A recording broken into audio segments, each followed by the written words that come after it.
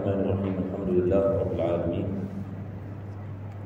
Wassalatu wassalamu ala asyrafil anbiya'i wal mursalin.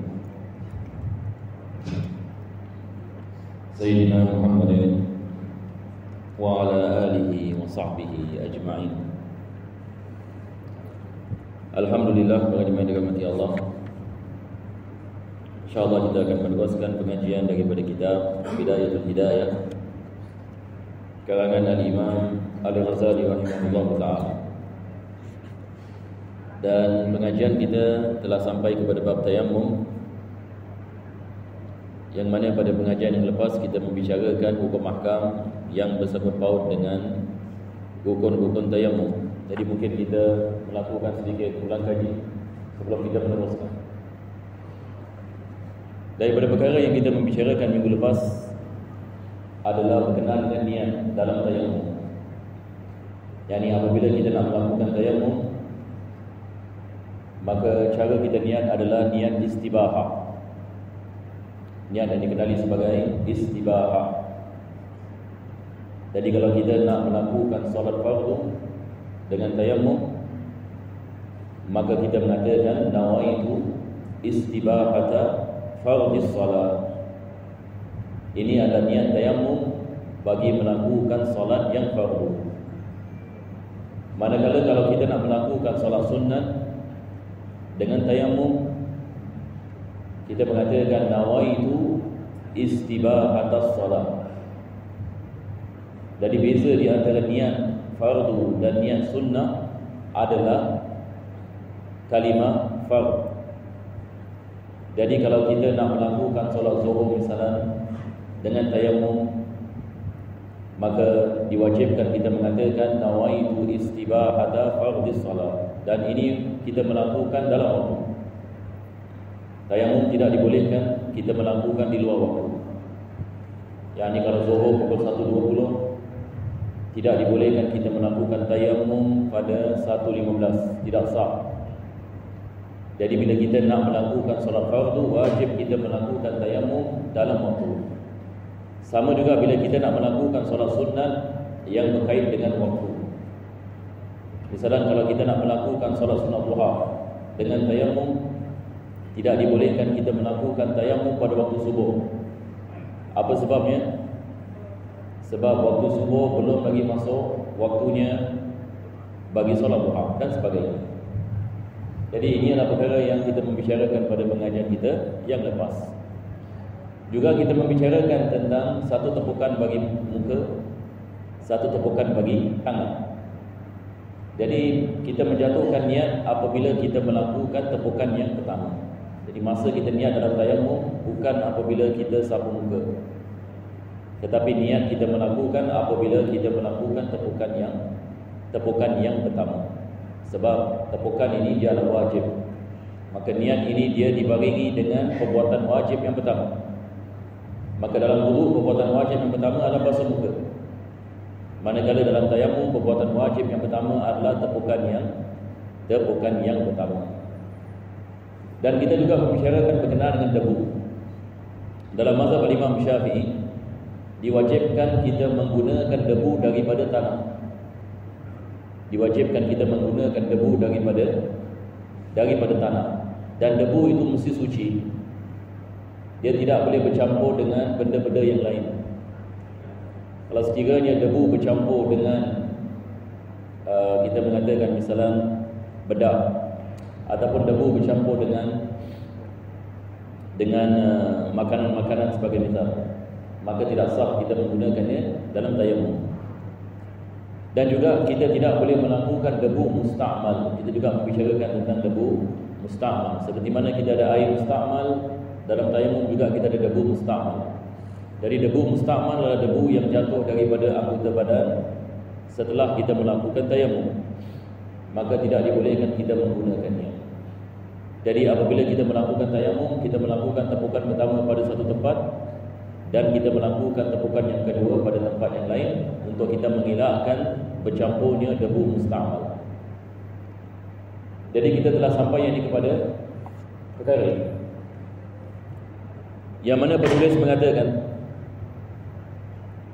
kemudian engkau pukulkan pula kedua tanganmu ke atas tanah sambil merenggangkan di antara jari kamu, dan sapulah akan kedua tanganmu sehingga sampai kedua sikumu. Jikalau dua pukulan ini masih belum mencukupi, maka pukullah pula tanganmu ke atas tanah sehingga dapat engkau menyapu tanganmu dengan sempurna. Yang ini maksudnya, kalau kita melakukan tayamum dengan dua tepukan tapi tak mencukupi, misalnya tanahnya terlalu sikit sebagai misal, maka diwajibkan kita menambahkan tepukan. Sama ada kita melakukan dengan 3 tepukan atau kita melakukan dengan 4 tepukan. Tapi yang penting adalah kita mesti merangkumi debu kepada seluruh muka dan tangan. Jadi apabila kita sapu, kita memastikan dari debu ini sampai ini kepada muka dan juga sampai kepada tangan. Kemudian sapukanlah satu tapak dengan tapak yang lain, dan selangkan jari jemari kamu untuk menjelah celah-celah jarimu. Ini saya telah tunjuk pada pengajian yang lepas. Jadi kita mula daripada atas, kita pusing bawah, atas, pusing bawah, akhirnya kita lakukan begini. Dan wajib kita buka cincin. Kalau kita pakai cincin, bagi tepukan yang kedua, diwajibkan kita membuka. Dan sembahyanglah engkau dengan sekali tayamum ini akan sekali sembahyang yang fardu. Kita ada kaedah dalam ilmu fikih yang mengatakan satu tayamum bagi satu fardu. Satu tayamum bagi satu fardu. Apa maksudnya? Sekarang misalnya saya melakukan tayamum untuk solat zuhur tadi, dan saya melakukan solat zuhur dengan tayamum. Apabila saya nak melakukan solat asar, wajib saya melakukan tayamum sekali lagi, walaupun saya tidak melakukan perkara-perkara yang membatalkan tayamum. Sama juga kalau kita melakukan jamak. Kita melakukan jamak takdim. Jamak takdim ini wajib mualah. Yani kita setelah melakukan solat zuhur, wajib kita melakukan solat asar dengan spontan. Tetapi kalau sekiranya kita melakukannya dengan tayamum, maka wajib kita tayamum. Satu tayamum bagi solat zuhur, satu tayamum bagi solat asar. Jadi setelah kita habis daripada solat zuhur, kita melakukan tayamum dan kita melakukan solat asar. Jadi maksudnya di sini adalah debu mesti ada di sisi kita apabila kita melakukan solat yang pertama. Sebab satu tayamum hanya bagi satu fardu. Jadi kalau kita melakukan 2 tayamum walaupun solat jamak, maka diwajibkan kita melakukan dengan 2 tayamum. Dan berapa saja yang kau sukai daripada sembahyang sunat. Sembahyang sunat tidak ada masalah. Kita melakukan satu tayamum bagi solat fardu zuhur. Selepas itu masuk waktu asar, dan kita nak melakukan qabliyah asar, dan kita nak melakukan tahiyatul masjid, kita nak melakukan misalnya solat istikharah, kita nak melakukan solat hajat. Adakah dibolehkan kita melakukan dengan tayamum tadi yang kita melakukan pada waktu zuhur? Boleh. Sebab ini solat sunat, tidak ada masalah. Kita boleh melakukan sebanyak-banyaknya dengan tayamum yang sama. Dan beberapa saja yang kau sukai daripada sembahyang sunat, dan apabila engkau berkehendak untuk melakukan solat fardu yang lain, maka perbuatkanlah olehmu tayamum yang baru. Yang ini maksudnya bila kita nak melakukan solat fardu yang lain, maka diwajibkan kita melakukan tayamum sekali lagi. Jadi dengan ini kita dah habis bab tayamum dalam kitab Bidayatul Hidayah. Jadi bab tayamum dalam kitab Bidayatul Hidayah ringkas saja. Kalau kita nak mempelajari tayamum ini dengan lebih mendalam, kita nak kena belajar kitab-kitab fikih. Sebab kitab Bidayatul Hidayah ini dia adalah campuran ilmu fikih dengan ilmu tasawuf. Tetapi kalau kita nak mempelajari bab tayamum dengan lebih mendalam, sebagai misal kitab seperti kitab Muqaddimah Hadramiyah, membicarakan dengan terperinci daripada awal sampai habis. Kita insyaAllah akan masuk kepada bab yang seterusnya. Penulis ini beliau mengatakan adab-adab pergi ke masjid. Yang ini setelah ini bab tayamum, beliau membicarakan tentang adab-adab apabila kita pergi ke masjid. Dan ini adalah bab yang penting. Kita alhamdulillah sekarang ini kita berada di masjid. Jadi tadi sebelum kita datang ke Masjid Khalid, ada sebahagian daripada kita mungkin datang daripada rumah. Ada sebahagian daripada kita datang daripada tempat kerja. Ada sebahagian daripada kita datangnya ini daripada luar dan sebagainya. Jadi apabila kita nak pergi ke masjid, ada adab-adabnya dan sunnah-sunnahnya, yang mana dalam perjalanan kita pergi ke masjid itu menjadi ibadah, dan ia menjadi sebab kita mendapatkan pahala bagi tiap-tiap langkah yang kita langkahi, dan dengannya Allah mengampunkan dosa dan menaikkan darajat. Tetapi beza kalau sekiranya kita mengetahui dan kita tidak mengetahui. Sebab mungkin ada perkara yang kita tidak mengetahui menyebabkan kita hilang ini banyak pahala. Tapi kalau kita mengetahuinya, maka perginya kita ke masjid mendapatkan pahala yang besar. Mudah-mudahan Allah memberikan kepada kita taufik dan menjadikan kita sebagai ahli masjid. Wa ahli masjid ini disebut oleh Nabi SAW dalam hadis. Nabi SAW disebut dalam hadis yang masyhur berkenaan dengan golongan yang mendapatkan naungan arash pada hari kiamat nanti. Ada 7 golongan yang mendapatkan naungan arash pada hari yang mana tidak ada naungan melainkan naungan yang diberikan oleh Allah. Manusia apabila dibangkitkan daripada kubur, berada di padang mahsyar dan menunggu hisab. Dan ini adalah azab. Ada sebahagian manusia tenggelam dalam peluhnya.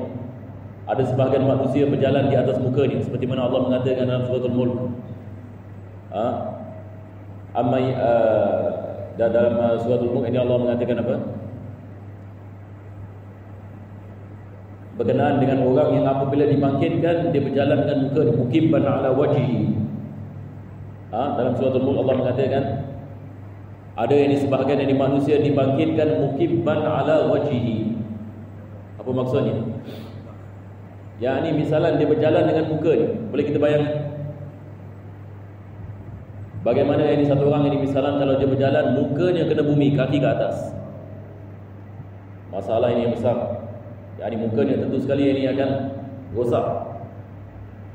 Tetapi dia dibangkitkan dalam keadaan sedemikian. Ada manusia dibangkitkan dalam keadaan gila. Yatakhabbatu syaitanu minal mas. Ini adalah golongan yang makan riba. Golongan yang makan riba, na'udzubillah min dzalik, dibangkitkan pada hari kiamat dalam keadaan yang ini gila. Dikatakan kenapa yang ini orang ini gila? Ini adalah azab ini disebabkan makan riba. Ada sebagian orang yang dibangkitkan dengan lidah ini yang panjang. Subhanallah, banyak hadis Nabi SAW tentang perkara ini. Nanti besok Isra dan Mi'raj, hadis Al-Bukhari bahaskan ini tentang perkara ini. Sebab Nabi SAW apabila naik ini ke Mi'raj, bila dilihatkan neraka, diperlihatkan azab. Dia menanyakan, ya Jibril, kenapa orang ini begini? Ya Jibril, kenapa orang begini? Sangat mengerikan. Ada orang dibangkitkan yang lidahnya panjang. Lepas itu malaikat gunting. Tiap-tiap kali panjang kena gunting, panjang kena gunting. Kenapa yang ini orang ini? Orang ini disebabkan yang ini banyak mengumpat, dan juga yang ini banyak ini fitnah ini orang dan sebagainya. Dari manusia yang ini dibangkitkan, na'udzubillah min dzalik, balik kepada amalan mereka. Kalau amalannya tidak baik, dibangkitkan keadaan yang tidak baik. Tapi kalau amalannya baik, Masya Allah, kalau dia ahli masjid, dia akan diberikan naungan arash. Sebab pada hari itu matahari sejengkal saja kepala. Manusia tenggelam dalam peluh, panas. Kita tidak dapat bayangkan. Kita matahari jauh seperti ini pun kita rasa panas. Betul ke tidak? Kita kalau keluar ini Masjid Khalid, kita dah rasa panas. Bagaimana kalau matahari ini sejengkal? Nabi SAW mengatakan matahari sejengkal. La ilaha illallah. Kita tidak dapat bayangkan. Ini adalah mahsyar. Semua kita ini akan dikumpulkan di padang mahsyar. Semua kita. Manusia daripada Nabi Adam AS sampai bayi yang terakhir, semua ini akan dikumpulkan dalam satu tempat. Ini setelah berlakunya kiamat. Manusia dibangkitkan.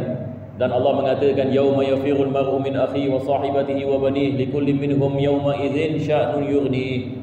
Manusia akan lari daripada ibunya, ibu akan lari daripada anak, suami lari daripada isteri, anak lari daripada anak dan sebagainya. Semua mengatakan nafsi-nafsi. Ada orang mengatakan berikanlah aku satu pahala. Tak boleh. Nafsi-nafsi. Mungkin aku perlukan. Sebab ini hisab dan mizan. Amalan aku akan ditimbangkan, aku tidak mengetahui. Mungkin aku memerlukan dari satu pahala. Satu pahala pun tak diberikan. Manusia yang ini akan logik ni walaupun hanya dengan satu pahala. Dan pada hari itu tidak ada dinar dan dirham, tidak ada harta. Satu orang ini harta dia raja dunia. Pada hari itu orang tak akan pandang ni. Betul ke tidak? Raja tak raja. Yang penting ini aku nak selamat dari hisab. Jadi pada hari itu Nabi SAW mengatakan Allah memberikan naungan arash kepada 7 golongan. Salah seorang daripadanya rajulun qalbuhu mu'allaqun bil masajid. Golongan ini selamat. Siapakah dia? Lelaki yang mana hatinya terpaut kepada masjid. Jadi kalau hati kita misalnya kita mendapati kita suka pergi masjid. Pergi masjid ini nikmat yang besar. Dapat kita melakukan i'tikaf, dapat kita melakukan solat, dan kita sentiasa fikir bagaimana kita nak kembali kepada masjid. Kita melakukan solat zuhur, sekarang kita fikir macam mana nanti solat asar kita nak kembali ini kepada masjid kalau tak ada kerja ke apa ke. Bagaimana nanti solat maghrib ini dapat balik ke masjid dan isyak dan sebagainya. Apalagi mereka yang berkhidmat di masjid. Sebahagian dari ulama kita hatta mereka membersihkan masjid, membersihkan dari masjid sebab mereka mengetahui kelebihannya. Ini adalah lelaki yang hatinya terpaut dari kepada masjid. Dia akan mendapatkan naungan arash pada hari kiamat nanti. Mudah-mudahan Allah menjadikan kita semua insya-Allah di sini, memberikan kepada kita taufik dan hidayah dengan barakah ini majlis ini. Mudah-mudahan kita dibangkitkan dalam keadaan selamat. Sebab kita berdoa kepada Allah bukan saja keselamatan di dunia. Dunia kita doa Allah selamatkan kita daripada Covid, selamatkan kita daripada musibah, selamatkan kita daripada peperangan, betul ke tidak? Apa yang berlaku di Turki dan Syria sekarang, kita bersyukur kepada Allah. Kita di sini tak ada gempa bumi. Bayangkan kalau ada gempa bumi di sini, masalah. Kita keluar daripada Masjid Khalid seolah-olah kita dalam medan peperangan. Di Turki kita lihat yang ini berpuluhan ribu yang mati. Berpuluhan ribu. Bukan ini 10 orang, 20 orang. Kita tidak dapat bayangkan rumah yang ini musnah. Satu keluarga yang semua yang mati syahid dan sebagainya. Kita bersyukur kepada Allah Subhanahu Wa Taala dan juga kita berdoa agar Allah berikan kepada kita keselamatan di barzakh. Nanti bila kita mati nanti, barzakh ini lagi satu cubaan. Semua yang kita masuk yang ke dalam kubur semua akan disoalkan soal kubur. Bagaimana dengan iman kamu, bagaimana dengan salat kamu, bagaimana dengan nabi kamu, bagaimana dengan Islam kamu. Dan manusia juga akan mendapatkan keselamatan di barzakh kalau dia jaga solat. Dan begitu juga manusia dibangkitkan pada hari kiamat juga kita mendoakan Allah memberikan kepada kita keselamatan di mahsyar, keselamatan di mizan, keselamatan di sirat, dan dimasukkan syurga tanpa hisab. Ini kita harapkan insya-Allah, mendapatkan syafaat Nabi Muhammad sallallahu alaihi wasallam dan dimasukkan syurga bersama Nabi Muhammad sallallahu alaihi wasallam. Ini yang didoa oleh sahabat-sahabat Nabi sallallahu alaihi wasallam. Sahabat Nabi seperti Abu Bakar dan Umar dan Uthman dan Ali, doa mereka adalah, ya Allah masukkan aku ke dalam syurga bersama Nabi Muhammad. Sebab mereka mengetahui kalau kita di sisi Nabi Muhammad SAW, insya-Allah kita selamat. Mudah-mudahan Allah memberikan kepada kita kabul insya-Allah. Maka Imam Ghazali mengatakan, apabila engkau telah selesai daripada bersuci, maka sembahyanglah di rumahmu 2 rakaat solat sunat subuh. Ini Imam Ghazali membicarakan tentang solat subuh dulu. Jadi dia mulakan dengan solat subuh. Jadi dia mengatakan pertama sekali kamu bersuci. Yang ini maksudnya kita mengambil wudu. Kita membersihkan diri kita dan kita mengambil wudu. Dan selepas itu disunatkan kita melakukan solat sunat 2 rakaat sunat al-fajr. Ini kita ada hadis yang berkenaan. Ya, sir. Ya. Solat sunat fajar ini ada hadis Nabi sallallahu alaihi wasallam yang mana dikatakan raka'atani qabla al-fajri khairun minad dunya wa ma fiha. 2 rakaat sebelum solat subuh ini dia lebih baik daripada dunia dan segala isinya. Lebih baik daripada dunia dan segala isinya. Masya Allah. Kalau kita melakukannya tiap-tiap hari, kaya kita. Maknanya lebih afdal buat di rumah daripada di masjid. Lebih afdal di rumah. Tapi kalau tak sempat macam mana? Itu berkenaan dengan melakukan solat di rumah, kita kena lihat keadaan. Kalau sekiranya rumah kita dekat dengan masjid, misalnya kita dapat dengar azan ataupun kita tahu dah azan, Selepas azan kita melakukan solat sunat fajar. Setelah kita melakukan solat sunat fajar, ada masa untuk kita pergi ke masjid dan mendapat takbir imam bagi solat fardu di masjid. Maka lebih afdal kita melakukan di rumah solat sunat fajar. Apa sebabnya? Sebab perbuatan Nabi SAW. Nabi SAW, kalau kita lihat, kalau kita pergi masjid Nabi kan, Masjid Nabawi, mana rumahnya? Rumahnya sebelah saja, betul ke tidak? Sekarang kalau kita berada di Raudhah, kita berada di Raudhah, di makam itu adalah rumahnya. Jadi di antara makam Nabi SAW dan mimbar, di antara makam Nabi SAW dan mimbar ini Masjid Nabawi ini di Raudhah. Sebab kita bila masuk Masjid Nabawi ada 2 mimbar. Jadi jangan kita keliru. Sekarang kalau imam Masjid Nabawi bila dia melakukan salat di mana? Dia melakukan salat ini biasanya apa yang saya lihat bila saya berada di sana, dia melakukan salat di sebelah depan. Sebab jemaah ramai kat belakang. Dia tidak melakukan salat di mimbar Nabi SAW. Ada sebab-sebab tertentu. Bukan kita mengatakan perkara yang salah, tapi ini yang berlaku sekarang. Tapi maksudnya kita nak kena bezakan mimbar yang dilakukan solat oleh Nabi SAW dan mimbar yang ni masjid yang diluaskan. Sebab bila kita masuk Masjid Nabawi, bayangkan kita di Raudhah, mana mimbar Nabi SAW?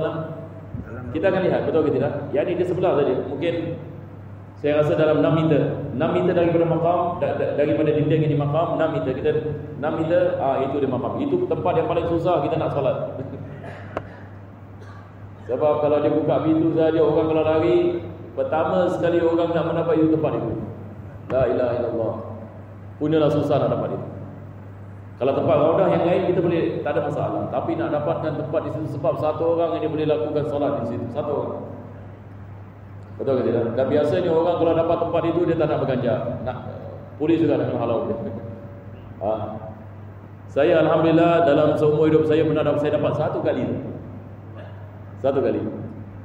Itu adalah tempat yang mana Nabi SAW solat, ya jemaah. Ini kita nak faham ya. Tempat yang Nabi SAW melakukan imam. Jadi dia apabila dia imam, situ tempat dia. Itu adalah mimbar Nabi SAW. Kita mengatakan itu adalah mimbar mihrab. Mihrab Nabi SAW sebelah dengan mimbar. Jadi Nabi SAW rumah dia dekat saja. Makam Nabi SAW rumah Aisyah. Selepas itu di belakang sana semua ada rumah-rumah isteri. Tak jauh. Jadi biasanya apabila dilakukan azan, Bilal apabila melakukan azan, Nabi SAW dia akan melakukan solat qabliyah di rumah. Dia tak keluar. Dia bukan melakukan qabliyah dalam masjid, dia melakukan di rumah. Dan Nabi SAW bersabda dalam sebuah hadis, la taj'alu buyutakum maqabir. Janganlah kamu menjadikan rumah-rumah kamu sebagai perkuburan. Maksudnya kita hanya melakukan solat di masjid saja, tapi rumah tak ada solat. Nabi mengatakan jangan kamu melakukan sedemikian. Yani rumah juga memerlukan kepada solat, supaya rumah kita mendapat cahaya solat. Maka disunatkan kita melakukan solat sunat di rumah. Pahalanya lebih besar daripada melakukan di masjid. Pahalanya lebih besar daripada melakukan di masjid. Tetapi kalau sekiranya kita melakukan solat sunat subuh di masjid Singapura, selepas itu kita keluar rumah, bila kita sampai ke masjid, imam pun Assalamualaikum warahmatullahi. Sekarang kita mengatakan tak perlu kita melakukan solat qabliyah di rumah. Sebab mana lebih afdal sekarang? Melakukan solat sunat ini di rumah ataupun melakukan solat fardu berjemaah di masjid. Melakukan solat berjemaah ini di masjid. Khalas, kita mengatakan kita jangan melakukan solat sunat ini di rumah. Kita melakukan salat sunat di masjid supaya kita mendapatkan fadilatul jamaah. Sebab maksudnya adalah salat fardu, supaya salat fardu kita tidak terjejas. Itu sebab tempat-tempat di Hadramaut, mungkin saya nak cerita sikit ya, walaupun saya dah ambil masa sikit. Ini saya cerita sikit. Kalau di Hadramaut mereka melambatkan salat subuh. Dekat Australia begitu kan? Ya, ini lebih afdal. Kalau Masjid Khalid boleh melakukan sedemikian, saya bahagia. Tapi sebab di rumah saya yang ini pun jauh daripada masjid ini, saya biasa ini di tempat lain. Tetapi saya harapkan masjid-masjid di Singapura dapat melakukan sedemikian, ini dapat membantu ramai orang melakukan solat subuh di masjid. Sebab waktu subuh ini biasanya bila orang bangun tidur, ada orang dia apabila masuk ke dalam tandas dia memerlukan masa. Jadi waktu subuh ini bagi saya kita nak kena berikan peluang ini kepada orang. Kalau tak, ini semua ini macam rushing gitu kan. Bila masuk waktu azan, lepas azan lakukan solat 2 rakaat, terus kamat. Maka yang ini pendapat dari peribadi saya adalah ini kadang-kadang menyebabkan ini orang kelang kabut. Betul ke tidak? Kita nak melakukan solat sunat subuh pun kelang kabut. Betul tak? Kita tengok yang Bilal salat. Jadi saya harapkan kita dapat melambatkannya. Tetapi masalahnya juga di Singapura, pernah yang ini di sebuah masjid berdekatan dengan kita disyorkan lambatkan sedikit dari waktu subuh. Tetapi masalahnya sebahagian jemaah juga tak suka. Sebab ada orang mengatakan, tapi saya nak pergi kerja. Betul tak? Jadi disebabkan keadaan kita di Singapura ini, biasanya benda-benda seperti ini tidak dilakukan. Tetapi kalau kita melakukan solat di Masjid Anggolia, di masjid-masjid Hanafi, mereka melambatkan. Kalau kita di Yaman, saya bila pergi di Yaman, di Hadramaut. Di Hadramaut ni terkenal mereka berpegang kepada mazhab Syafi'i. Tetapi saya terpelajar, solat subuh setengah jam lambat. Setengah jam. Misalnya kalau subuh azan ini pukul 6 pagi, 6.30 dia solat. Jadi di antara 6 pagi sampai 6.30 pagi dia berzikir. Dah dibaca Asmaul Husna daripada awal hingga ke habis. Lepas itu baca apa? Baca doa, baca la ilaha illa anta subhanaka inni kuntu minadh dhalimin, la ilaha illa anta subhanaka. Jadi sambil lagi tunggu ini jemaah-jemaah daripada luar, daripada rumah pelan-pelan datang. Orang-orang ini yang baru bangun daripada tidur ke apa, Allahu alam, yang ini semua datang ini dan masjid penuh. Sebab ini mereka menghidupkan ini, memudahkan orang ini melakukan salat. Jadi di masjid Hanafi, Masjid Anggolia, Masjid Abdul Ghafur, dalam mazhab Imam Abu Hanifah, lebih afdal melambatkan subuh daripada melakukan subuh pada awal waktu. Cuma kita dalam mazhab Syafi'i terbalik. Disunatkan kita melakukan subuh pada awal waktu. Tapi dalam mazhab Hanafi, disunatkan kita melambatkan subuh sampai isfar. Mereka menggunakan istilah isfar. Isfar ini adalah apabila dah ada cahaya sikit. Yang ni biasa dia waktu subuh gelap kan. Tapi bila dah ada cahaya sikit, kita dah dapat lihat orang sebelah kita kalau dalam kegelapan. Maka ini adalah masanya kita melakukan salat, kita melakukan salat subuh. Kalau kita di Masjid Khalid sebagai misal, kita lambatkan setengah jam. Apa pendapat jemaah sini? Tak, kita melambatkan setengah jam. Jangan setengah jam lah, 15 minit. 15 minit. Letaklah 15 minit. Setengah jam kita orang komplain. 6 suku. Kita kalau melakukan setengah jam, komplain. Lepas solat dia orang dah start dah komplain dah. Betul tak? Dari 15 minit bagus. Jadi kalau 15 minit, kalau ada orang tinggal kat Hegon misalnya, dia boleh melakukan solat sunat di rumah. Betul ke tidak? Kalau 15 minit. Jadi bila azan, dia melakukan solat misalnya di rumah. Lepas itu di jalan kaki daripada Hegon pergi sini, ada masa. Jadi insya-Allah ini kita lihat ini bagaimana. Mudah-mudahan ini kita dapat melakukan perkara ini. Hatta kalau tidak 15 minit pun mungkin 10 minit. 10 minit. Lebih-lebih lagi ini solat subuh. Mudah-mudahan Allah memberikan kepada kita taufik ini insya-Allah. Jadi insya-Allah kita berhenti di sini, melainkan kalau jemaah ada soalan boleh tanya. Ya. Ya saya. Sembahyang tahajud. Tahajud jadi maksudnya kita boleh melakukan tahajud selagi mana waktu subuh belum masuk. Belum azan subuh. Ya. Kalau duha ada ustaz cakap sampai zuhur, betul ke? Ya, solat duha sampai zuhur, sampai azan zuhur. Ya. Kalau ni salat di rumah, kalau kita ambil wuduk boleh sunat dulu. Kalau kita mengambil wuduk di rumah, salat sunat dulu sebelum. ya. Maksudnya bila kita masuk ke dalam masjid disunatkan kita melakukan solat sunat. Qabliyah. Kalau kita tak sempat subuh di sini, di sini. Kalau kita kat rumah selepas kita ambil wuduk, ya. Kita masih panjang, kita boleh kerjakan sunat tahiyat sunat wuduk. Ya. Yang ini di rumah. Ya. Maksudnya kalau kita dah mengambil wudu, kalau kita ada masa misalnya, kita boleh melakukan solat sunat wudu di rumah, kita boleh melakukan qabliyah di rumah sebagai misal. Lepas itu sempat untuk kita datang ke masjid. Kalau ada jemaah misalnya tinggal di rumah ni misalnya kat sebelah situ, keluar gate dia dah rumah, masya-Allah. Jadi mereka boleh amalkan tu Betul. Jadi mereka mendengar azan, kita ada jiran kita di sini kan. Dia mengatakan daripada rumah dia boleh dengar azan. Sebab dia punya rumah kat sebelah sini saja. Jemaah kita satu. Jadi kalau rumah seperti itu, masya-Allah, dia boleh melakukan solat sunat. Selepas itu dia keluar rumah. Ini adalah nikmat. Tetapi orang yang tinggal dekat masjid pun ada dia punya ujian. Sebab kita ada hadis Nabi sallallahu alaihi wasallam agak keras sikit. Barang siapa yang dengar azan dan dia tidak melakukan solat jadi di masjid. Ya, kita ada hadis yang mengatakan tidak ada solat di paginya. Tapi ulama kita menafsirkan hadis ini maksudnya kurang pahala.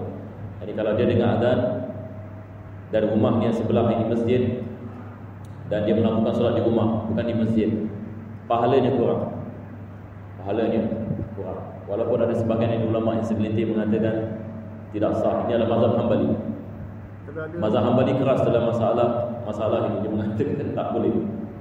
Mazhab Hambali solat jamaah wajib. Cuba bayangkan. Itu sebab tak ramai orang boleh tahan mazhab Hambali. Kalau kita semua Hambali, masya-Allah, kita ada banyak berdoa kepada Allah SWT. Ya. Hadis yang Nabi suruh bakar rumah orang yang tak solat dulu. Itu ada tafsir ya. Hadis berkenaan dengan Nabi memerintahkan orang untuk bakar. Bukan maksudnya Nabi SAW memerintahkan mereka. Yang ini maksudnya di sini adalah Nabi nak menerangkan kepada kita kepentingan perkara ini. Kepentingan.